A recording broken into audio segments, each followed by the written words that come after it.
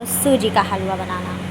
तो पहले कढ़ाई लें, कढ़ाई में दूध डालें, फिर चाय पत्ती डालें। क्योंकि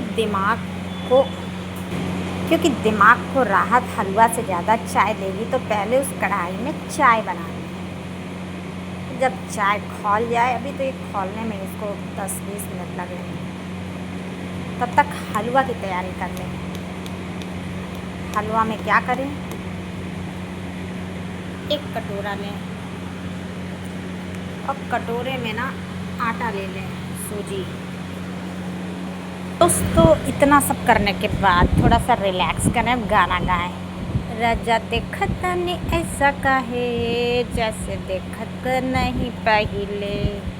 और राजा देखत सही से तो हमको ना आए ये भोजपुरी गाना गाइल वाइल, लेकिन ऐसे बनाएं चाय चाय चाय चाय प्लस सूजी का हलवा।